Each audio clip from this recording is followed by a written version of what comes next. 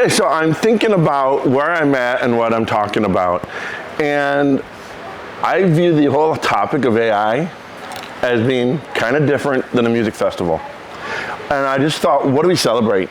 So we're here at a music festival and we're celebrating artists, expression, faith, worshiping God, relationships, big time relationships. People come here year and year looking forward to seeing people from before. Same as Cornerstone was. Sorry. Yeah. As far as AI, it's different. What do we celebrate there, those of us involved?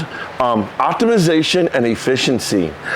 Over and over, make it more efficient, more optimized. And there's good stuff there. I mean, we'll get to that. But it's very different than celebrating creative expression, worshiping, and stuff like that. So the word in the title I need to stay focused to, because I'm a public school teacher, so we don't talk about this part as much, is adoption, intentional adoption of technology. Not a lot about me, but enough so you know where I'm coming from. So I do teach web development and AI in Wisconsin in a technical college. My different schools that have been part of whatever have either been in technology or education. And both degrees in education had a large technology emphasis. So that's kind of my background there. More interesting to this talk is things I've done in the last couple years. One, my school, and that's the bottom right-hand corner, is the first school in the Midwest to have a 2-year degree in AI. I was in the team that built that. Not a major character, but the role I had was extremely informative. Wisconsin state law makes it very clear and very specific how we get to design curriculums, which means we listen to employers a lot.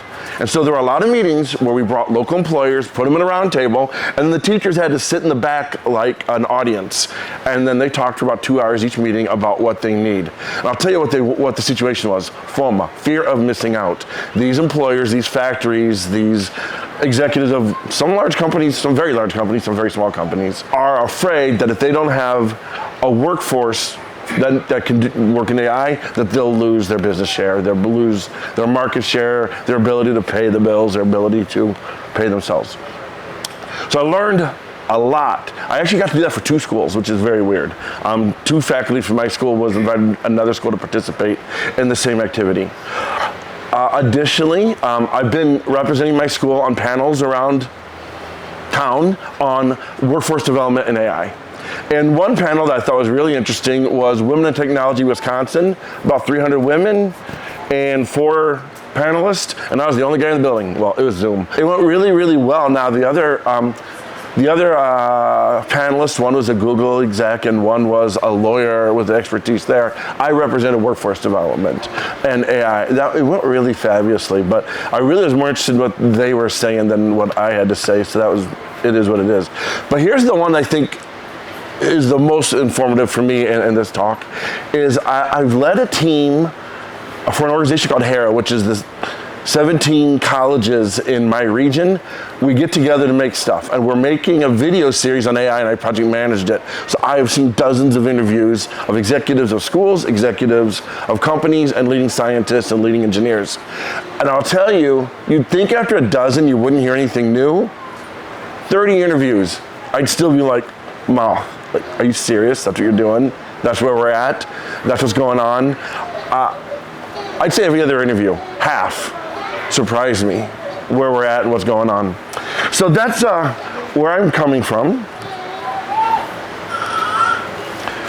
But before we go there, once again I said I'm focusing on intentional adoption of the technology. And AI is the technology that we're all talking about now for lots of reasons. So I don't want to talk about that without the context. What does it mean to be human? What do you think? Because I'll tell you, I know transhumanists, and their idea of what humans should be and should become and are different than anything the church would be saying, anything I would find in scripture. So what does it mean to be human? Anybody have an idea?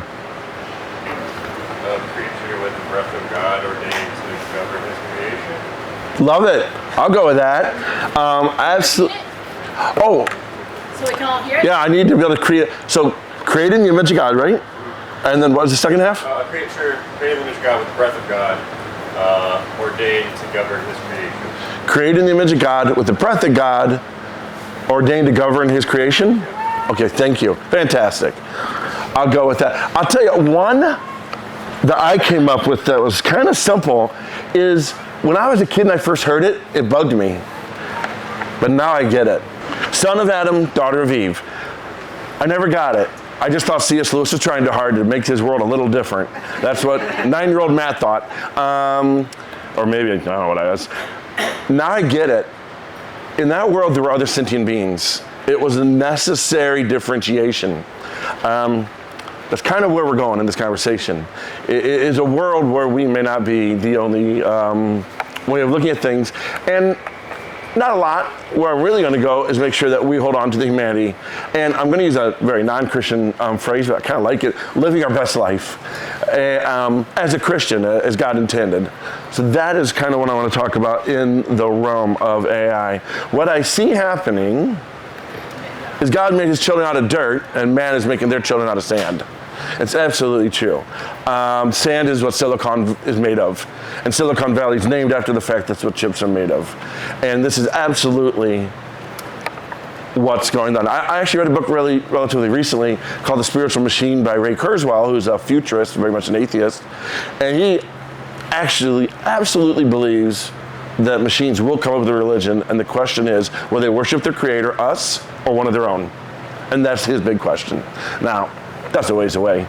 But that is a different world than what we live every day, but we're seeing glimpses of it. And people are like, what is that? And so that's what we're going to talk about. So what is AI? I have to start with this. AI literacy is extremely variable, person to person, region to region, and different backgrounds. So I really want to get to the intentional adoption, spirituality, things a seminary would bring me here to speak about. But I got to talk about what AI is first for a foundation. And one that kind of bugs me is when people confuse two terms, AI and automation. So, long time ago, man made tools. Okay, that's been thousands and thousands of years. So one generation, man probably had to hoe a field with a stick. And he'd say, honey, I hoed a half a stone's throw of a field today. It's like, wow, we might be able to eat next year. So that was then. Then someone said, why don't we tie that thing to that horse? And now we have a tool. 3 generations later, if a human was hoeing with a stick, that would be inhumane. It was wrong. It was not a way you treat humans. And that's been going on for thousands of years. I had a great-grandpa who was a blacksmith, and halfway through his life, he became a car dealer. He was shoeing horses long before my dad or me were born, and then he was selling, I don't know what kind of cars. I should figure that out. And that has gone on forever.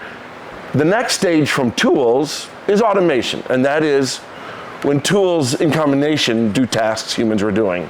So it's a little bit more of a step. So when you go to McDonald's and if there's a kiosk instead of a human, that's not AI. That's a simple website any of my freshman students can make. It's a touch screen and it's a website. That's simple, simple, simple. But it's automation, it does take jobs. So I'm gonna mostly talk about AI, but some of it applies to automation. So what is AI? Here's where you've seen it. Self-driving cars. Anybody been in a car that's parking itself? I mean, been in a car where the driver takes his hand off and it parallel parks. Yeah, I'm glad it wasn't my expensive car, but yeah, it did a really good job. Very strange. Chatbots, they are getting smarter and smarter and smarter. I just made a website for a company, and it's about asking an expert in log cabin construction questions. So we threw in an AI, everything he's ever written, and then anything that he didn't answer, ChatGPT 4 answers. And we tried it for hours, and he loved every answer. He's like, It's just fantastic, and it's grown in the last couple of years. Since ChatGPT chatbots in the last year, they've really improved. Digital assistants, I have Alexas in most rooms in my house.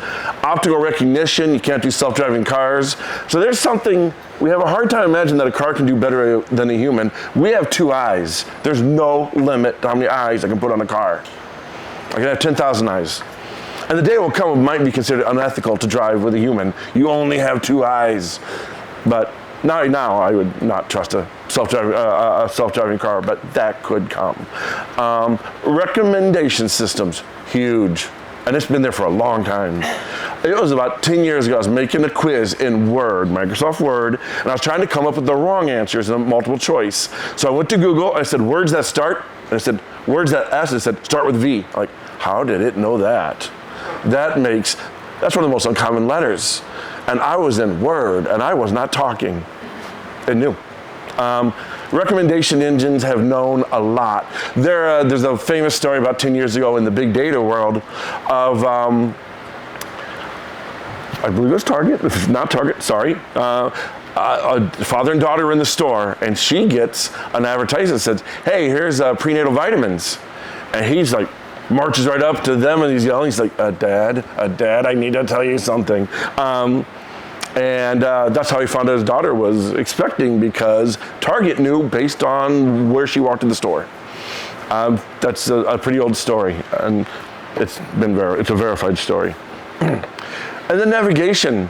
I don't know if people under 25 can read maps. I'd be curious. If anybody's under 25 and can read a map, raise your hand. I don't know. Okay. I live by navigation, and not because I don't know how to get somewhere. I want to know what's the quickest way, because the Apple Maps know where all the iPhones are, and the Google Maps know where all the Android phones are. And when I'm going to places, it gives me different directions almost every day. So what is AI? A couple terms to keep straight. I've seen presentations where they actually try to simplify by saying this incorrectly. If you heard of machine learning, that's a subset of AI. This is the Venn diagram. AI is any time a machine shows any intelligence. And it can be what we call an expert system, which means we asked a bunch of people in the field how it should work, and they said it, and it does it. And that can just be kind of smart, a bunch of questions and ifs, a decision table. That is technically AI. We don't consider AI much anymore unless it can learn. But that is actually, AI is bigger than just learning. And a lot of robots don't learn. Especially robotic arms in manufacturing, they're not learning. They just have a lot of instructions, and that's still AI. Machine learning, that's actually the field I'm most familiar with in AI, and that is, it learns. I wrote a program that didn't know how to play checkers, figured it out, and then, not checkers, that would be a lot harder. Tic-tac-toe. I'm sorry. Whoa. Yeah, that was false advertising. I wrote a program that learned tic-tac-toe, observed games, and then against a random opponent could win 96% of the time but never lost. Now, 2 smart opponents always tie, but I'm talking about random opponent. And if I ran it 100,000 times, it won about 85% of the time. If I ran it 1,000,000 times, it won 96% of the time. It learned. And then I changed 2 numbers and had to figure out connect 4, same thing. And actually did better. It got to be 100%, million for a million wins. And it learned the game, and it maybe 3,000-4,000 lines of code. It wasn't a lot. So that is, AI isn't just learning. Now, deep learning are the algorithms. They're the AI that's getting your attention. The stuff that kind of shocks people what it can do. All right. Now here's another set of terms, a different way of looking at it, and it's very important. So first, the way to read this chart. There's 3 types of AI, either narrow, general, or super, or weak, general, and super. There's no super strong, or strong. There's no super strong. So if you say super strong AI, you didn't get it from me, because that's not a real thing. So it's either narrow AI, general, or super, or weak, general, and strong. And I'll tell you what they are. Narrow is what we experience now. It does a specific task. Alexa does something. The only vacuum sweeper in my house is a robot. It's iRobot. That's the only one we have. It learns, actually. It learns the house. So if you run it a handful of times in a row, it does it quicker than it did the first time. But that's narrow AI, and that's all that exists. General AI is when AI can do things and then figure out other things. So One of the early tests for narrow would have been if you could do a chat with a computer and you can't tell if it's a human or not. That would have been a successful AI. That's called the Turing test. A more modern test is for general, and that's as if a robot could walk in your house and figure out how to make a cup of coffee. That would be successful general AI. And I believe that came from Steve Wozniak from Apple. I think it did. I have a video of him speaking it. I think it was his idea. And so, me in my house, I have pour over, and then I have the cappuccino thing, and my coffee's over here, and I have filters. And I also have a coffee maker in another room. So a robot comes in, it's got to figure out which of many ways I make coffee, where I hit everything, stuff like that. That would be general. Super or strong AI, well, that's what sci-fi is made of. That is when AI greatly surpasses humanity. Now, in my opinion, a lot of people's opinion, general is a really high bar, and we don't know if we'll get there. But also, in my opinion, if we get to general, then super strong is guaranteed. It's just more of the same. If they can be as smart as a human, then they definitely can be smarter, because in some ways they're already smarter. I mean, they can hold, you just add enough computers together, it's a big brain. So I think general, if we get there, will just be a stopping point on the way to strong. If we truly get to general. Okay, here's the cognitive dissonance. We use AI every day. If you go to Google, your search line's AI. Even what comes up, which ones it thinks you'll like. If you go to Facebook, the feed is AI. So much is AI. You go to Amazon, that's been AI for a long time, of which ones it suggests. If I did a search, my wife does a search for the same words, we don't get the same results based on past purchasing history. But the movies are about Terminator and Blade Runner and a future largely dystopian. That's strong AI. And don't know if it's possible. And I'm not going to talk a lot about that because my concern's about us living our best life as Christians, and the adoption of technology that's currently available to us. But that's just a background. 3 main domains of AI, and that would be computer vision, which includes self-driving cars, identification.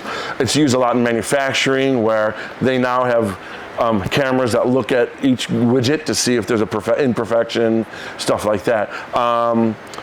Lights out warehouse, where the forklifts have no human. They're just driving around. There is vision going on there, and there's some other things going on there. I actually was at Menards, and there was a machine washing the floor just like a Ramba. I'm like, wow, a human used to do that. And then I walk out of the building and it said help wanted. Like, okay, I guess it is what it is. But that was actually, to me, kind of surprising. It's like, oh, get out of the way. The robot's washing the floor. I don't know if that was doing that 3-4 years ago. And then predictive analysis, natural language processing. That is ChatGPT, a lot of things, the chatbots. And here's the weird thing, that actually comes out of predictive analysis. The way ChatGPT kind of works is it predicts the best next word one at a time, which makes no sense to me, but I've heard authors of it describe it that way, so that they must be telling the truth. Predictive analysis, that's the realm I'm in, and that is where you do predictions and suggestions. What are you most likely to click? What are you most likely to buy? I saw one speaker talking about the only reason Amazon isn't shipping you stuff before you buy it is they're so bad at reshelving. And if they figure out reshelving, that will happen. They've already been working on it. And seriously, they know what you want to buy. There is no way. I look at my list, there's no way, but you know what? There's way. Okay. Now what about robots? They are automation and all the 3 things I talked about combined. So they have the vision, they have the learning, not all of them, but the learning, and some of them are getting natural language processing. So they're a combination of everything I said before plus automation. And I've had conversations with robots. I haven't lost an argument yet, but it's coming. Okay, now, here's the reason I show this slide. This is the history of AI. It started in the 50s. Now we're in 20, so that's 70 years ago. And if you notice, there's 2 dips. They're called winners of AI. That is when the US government and British government gave up and quit funding research. One of them was when I was an undergrad. I had intro to programming teachers who were AI experts, but nobody cared. It was an AI winter. The winters are over. Now we are not in winter. The reason I bring this up is AI is not a fad. It is 70 years old and has been building up the entire time. And the whole frog in the pot of water, you've been experiencing it for 20 years. You probably let AI choose what you read the majority of the time for the last 15 years. If you go to Google and you search and you pick the top page, AI chose for you where you're gonna go. If you let a news feed, if you go to NewYorkTimes.com, not everybody gets the same front page. And there's talk that soon we'll all get different headlines made by AI, customized for you. That's where it's going. So, not a fad. So what changed though? Why do we have winners? Why did they quit funding and why did they refund? And here's the history of that, which I find fascinating. So the algorithms, they're old. I had a class like 3 years ago and the book was from 1992. And it was about old algorithms. But we didn't have the computers for it. Not close. Or we didn't have the data for it. We didn't have what we needed. They knew the math. And then there was a period where we talked in business about big data, where we're collecting lots of data. We're going to be able to make decisions on it. And it was really not AI, it was advanced statistics. And we collected lots of data because the ability to collect data was much cheaper. I mean, like 1/100th the price of what it used to be. And so that's the big data. It was about 20 years ago, 18 years ago, into 12 years ago. Then here's what happened. Video game consumers demanded better graphic cards. They got better graphic cards. Then blockchain miners started using those graphic cards. And I should have known when my daughter said, hey, Dad, I can't get a gaming computer because all the Bitcoin miners are jacking up the price. I should have invested. I was told, inside source, a gamer. And that money gave NVIDIA, the main company, a lot of money to advance the product because all the price of graphic cards were exceeding the price of a computer. So my daughter got a pre-built gaming machine for $1,400. That graphic card was $1,900 on the box without the machine around it. That put a lot of money into it, which supercomputing and the big companies are like, oh, wait a second. We can use graphic cards for the brain. We now have the data. We now have the brain. We can do the algorithms we always wanted to. And that's why AI has made a huge change in the last 6 years, 5 years. Huge, huge change. Because we never had the data, we never had the computing power, and now we do. We'll get to that. Okay, so that's what AI is. Oh, let me see. Shoot. Here are typical concerns about AI. These are not related to what I'm going to talk about, what I'm really here to talk about. These are the typical concerns. Most of them make sense. Singularity is when general AI happens. Alignment is AI doing what we want it to. And displacement is taking jobs. These are true concerns, but my conversation is about intentionally adopting AI from a Christian perspective. So now I finally get to talk about what I want to.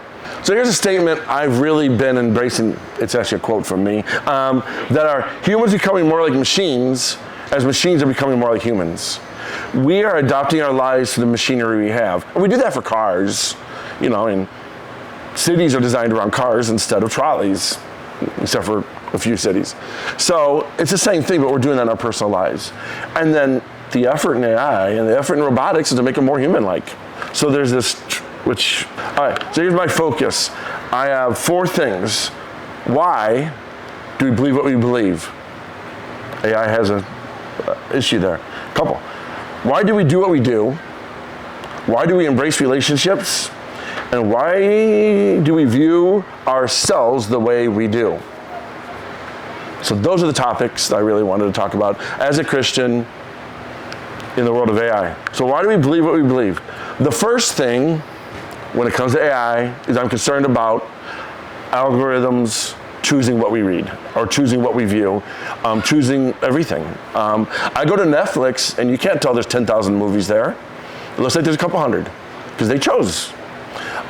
So I'll come up with I have slides of ideas on all these. So first the 3 issues and then the ideas. Anybody see the movie The Social Dilemma? It's absolutely fantastic.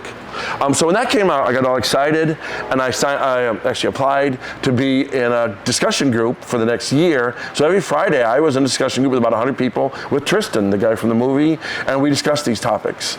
And I learned so much. And I also learned the people that are making the AI, Silicon Valley,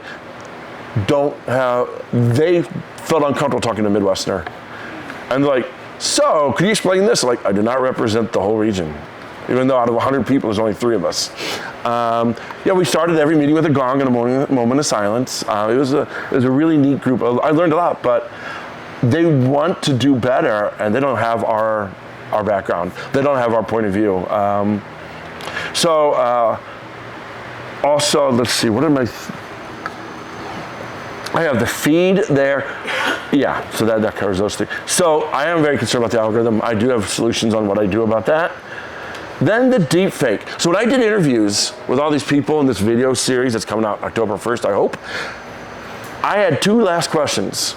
What are you most excited about with AI? And what concerns you the most? And Melody, those are the two of my 3 questions for the panel. So Todd, those are 2 of our questions.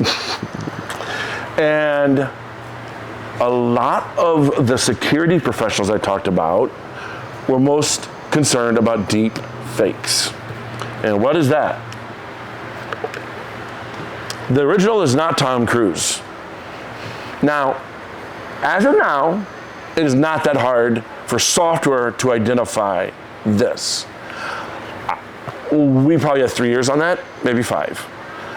But it's not long till, and one of the reasons I think it's gonna be really hard is if all videos are enhanced by AI, then how do you know there's already a little enhanced color correction and all this. So if the original recordings are all enhanced by AI anyway, I think it's going to be harder and harder to identify fake pictures and fake video. So why do we believe what we believe? That's one piece. Kind of concerned about the deep fake. And I'll get to why that matters with our faith. I'm a little concerned about false dogma. I know I threw one there, hope nobody's offended. The one on the top, that's the movie, The Kingdom of Heaven. It's about the Crusades. And in that movie, they decide to go to war. And one of the main characters was against it. And one of the other characters, he said, we may not win. They have 300,000, we have or 50 or whatever. There was a big difference. And we may not win. And another guy goes, wait, any army led by the cross cannot lose. It is written, it is. And then they all yelled, God wills it, God wills it, God wills it. Well, where'd that come from? That's completely fake dogma. And they all died, except for the leader of that army, who in that movie was tied up to a donkey naked and paraded around. So, very fake dogma. I hear a lot of Christians putting their hats on things that may not be true. Like, only God can create life, so general AI will never happen. I don't know. Maybe mankind will make carbon-based creatures. Well, they probably have human DNA, then are they human? I wouldn't hang my hat on that. I wouldn't put my faith in that statement. We don't know. Very few people really saw and believed we would be where we are now 20 years ago. We don't know what 20 years from now looks like. Another one is AI can't take my job if I'm doing God's will. I've heard that. Like, I have seen lots of people who thought they were doing God's will lose their jobs for lots of reasons. So that just doesn't. So in general, I think we need humility. We don't know what it's going to look like. And that's actually one of my favorite things to say. If when in doubt, just say, look for humility. And so here's my ideas for this. When it comes to the algorithm, and my concern there, and boy, my eyes are failing me. The first one is pray for wisdom.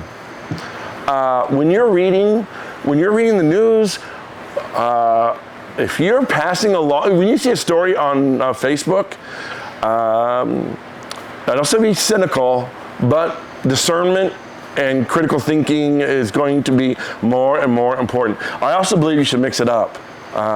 Log on to, use the same sources all the time.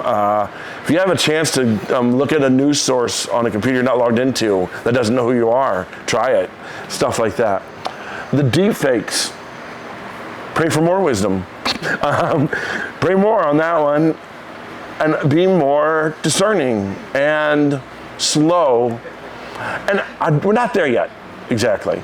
But as far as sharing stories that aren't, I don't know. Just know that deepfakes are going to get better and better, and the false dogma. I actually think part of your time alone with God is looking at that. I mean, maybe once a week. I have a schedule of who I pray for what day, and once a week, explore. Is there anything I'm holding my faith hat on a hook that I shouldn't be? Is there anything I'm counting on that I shouldn't be counting on? Part of the whole, am I in your will right now? Am I going the right direction? I think it's part of it. Why do we believe what we believe? Let's go to, why do we do what we do? Now, I have some questions. Why work? Why create? Why get out of bed? Generative AI, it's writing. I'm seeing an advertisement for an AI to grade papers. So wait, I'm going to run an AI to grade papers written by another AI. Where's the humans? So the students are writing a paper in ChatGPT. I run it through this. It tells me, hey, ChatGPT wrote it. Try that in front of a jury. It used to be, if you caught a student cheating, you said, here's the document. Now it's, hey, my AI says you used AI. It's actually quite crazy. When you look at apocalyptic views of the future related to AI, I think the best movie ever is WALL-E. I think that is what we need to concern ourselves with. And I don't know if you haven't seen it, watch it. What happened to humanity is they could hardly walk because they spent all the day being entertained, laying on the couch, screen, and they had tubes to eat. I think that is more of a concern than Terminator, at least in our lifetime. Much more, because some people are already there, in some ways. So that picture, that is an atrocity on the bottom. That's an AI-generated picture of Leonardo da Vinci painting. So I just thought, what a horrible thing to do. So there we go. So I think we need to think about that. Why do we do what we do? So here's a statement. Maybe we should revisit the Sabbath. Most Protestant evangelicals, even Reformed, I don't know that we have the same sense of the Sabbath that we might have. And when I say revisit the Sabbath, here's what I'm saying. Remember my first slide. Optimization, efficiency. A machine that's not running loses value. A human that is resting gains value. We're on different paths. God created us out of dirt to need to rest. We are creating machines out of sand and metal to work all the time. If we're going to become more like machines, don't let that happen to you. Don't let it happen to us. Does that make sense? And we need to refocus on our calling. Vocation versus calling. There's an okay show called, oh my goodness, I forgot the name. It's about nurses and nuns who deliver babies, and it's on Netflix. Call the Midwife. Call the Midwife. They're doing the same job. And the nurses have a vocation, the nuns have a calling. It is the same job from a different point of view. And there's pluses and minuses to both in that show. But I think we need to say, why do we do what we do? And what does God want us to do? What serves Him the best? And I believe when we are fulfilling our calling, that is living our best life. And I think it's more exciting. So I had Os Guinness had this is the only quote I think I have here. Here's a quote from Os Guinness about calling. If you want to look into calling, he wrote a book about it. It's actually fantastic. So you can take a peek at that while I.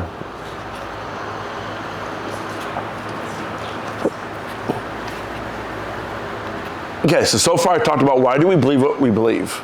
And I said, why do we do what we do? Embracing relationships. Okay, so that's the movie Him. He fell in love with his AI. I was at a panel that I was watching. It was fantastic at a Reformed church, and there was a medical ethicist, lead medical ethicist from Wisconsin's Medical College. And when they asked him, what most concerns you the most? He said, people fall in love with their AIs. People get in relationships with AIs and not real relationships. I was like, and I have also heard that from counselors. People are already in love with their AIs. They don't fight back. The other top corner, does any kids cover their ears? AI and robotics is expected to replace the oldest profession very soon. And that's going to be an interesting conversation for pastors to say what's wrong with that. Well, and I'm sure there's good answers. I'm not a pastor, so I don't have to come up with that. But and in Japan, which is way ahead of us on robotics, it's already a big time thing. And so that is a brothel. That's a picture of a brothel. And then embracing relationships. So in the bottom corner, I have all the, I don't know, Siri's pretty unsatisfactory, but Alexa sometimes comes up with some nice answers. And then Discord. Discord and other, there's a lot of people in the whole generation who the majority of their friends are online, which has pluses. My daughter traveled to Japan with her class. There were some issues with her group, but she went city to city and hung out with friends she knew on the internet. That's fantastic. Such a neat experience. But there are a lot of people, that's their only relationships. That's probably not the way we were made.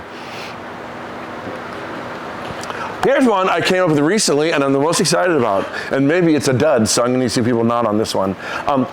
The last thing is, view ourselves the way we do. And I had another answer, but then I was listening to a song by Whiteheart on the way here, but also a speaker on AI talking about how AI will help customize everything.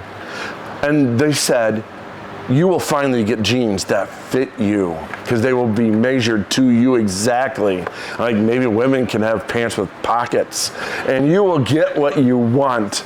So that is like very soon actually. That's being worked on right now and even shipping it to you before you ask. These are things they're working on. And when I say they, I mean Amazon and some other companies. Customizing everything. 3D printing is a lot better with $100,000 machines than my $800 machine. I have a little boat I 3D printed, it's very nice. But what they're doing and where they think this is gonna go, customize everything. AI is one of the market forces, one of the market forces, 2 slides. One of the market forces in AI is to customize everything. And here's the deal. View ourselves the way we should. I was reading 1 Corinthians 12 about the body of Christ.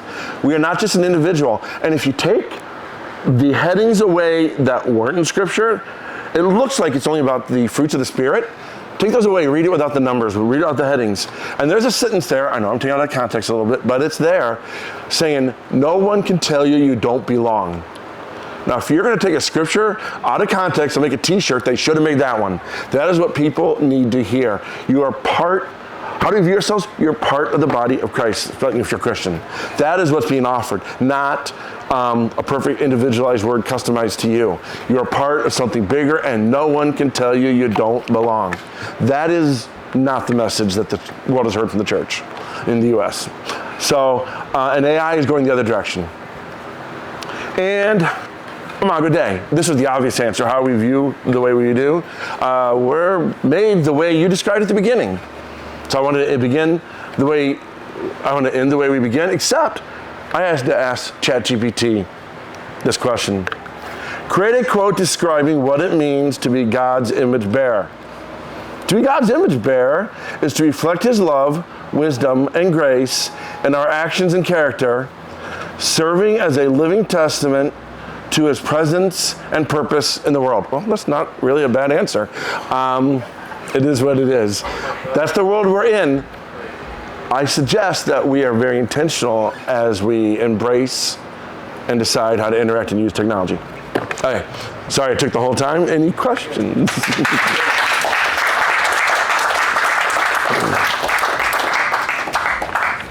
Now, Todd and I are going to do a panel on Sunday, and we can field questions. Everybody, is there any questions? Do you see a problem happening right now? Anything, an immediate thing online due to the instant, or the recent hype over AI? Are there symptoms of some disease? Well, a big one is jobs changing and jobs losing eventually. So I was in a marketing firm, really high-end one, and they said we can, instead of doing a cold call and say, hey, we'd like to give you a proposal, we can generate it with AI and say, here's a proposal. And they said, we'll hire a real artist when it's time. 5 years from now, they may not. And their staff is smaller and they're doing twice the business as 2 years ago. So it is, I talk to people, software developers, and they're like, half my code's generated by AI and I just put it together now, changed in the last 2 years. Now, what it's done to the workforce is changing everybody's job, not everybody, but a lot of people's job a lot. Some of the things we've been experiencing for a long time, which, the recommendation engines have been recommending for 15, 20 years. Yeah. Now, talking about jobs, on the creative side, and then I stepped out for 5 minutes, so you've already dealt with this, apologies, but just as a writer, what do you see, vision for writers, artists, actors, actresses? On the creative side, is there something about human creatives that can never be reproduced, or can it? See, and I think that's a 2BD. So look at Pollock. His art would make zero sense if a computer did it. That was a human expression of something. Not my field, so I'm not sure what it was. But I know that if a computer had made that, they're like, oh, it's a cute design. I might put it as wallpaper, but it's not a treasure piece. I don't know. I don't want to say my answer for Saturday, but it's similar to most of the professors. There's a lot of concern. It's a big concern, both for the creatives, but on the learning side too. Yeah? Well, it seems like AI would never supersede spiritual intelligence in a sense of, even as good as that answer is, by intuitive spiritual sense through the spirit to a believer, still will always hold supersede. That's how you can discern truth from error and all that. And your emphasis on, just get tighter with God and know truth. I'm just saying what everybody knows in a sense too, here. But. So the fear I have on that is, in a few years, there's a concern that people coming up with the right prompts will be viewed as being creative. So if I ask the right question of ChatGPT or something, then that's my work. And that would be the definition of creative. And that would be bad. But, yeah. From a technical perspective, the ChatGPT is trying to make an average. It's mining what it's found. It's trying to make something plausible based on the normal patterns of usage that it has seen looking at the data. If you go forward in time and remove the input of good data and replace it with stuff that came out of things like ChatGPT, then you remove the creativity that it's trying to mine. So there's two things. You are correct that ChatGPT, generative AI will be copying itself soon. That is true. There is, though, a misnomer on machine learning. It is not just past data. Past data includes trial and error. So it is learning by its own mistakes. It is learning by your reaction to it. So it is not just past writings and past, so it will observe in time, and so a lot of machine learning is trial and error and not just historical data. They call it historical data because the trial and error are stored, and now it's history. But human-generated historical data is not the only source for machine learning. Its own trial and error. I took a class on evolutionary computing where we studied Darwin's theories and wrote applications of creating new things using Darwin's theories. And there's AI creating something new is absolutely a thing.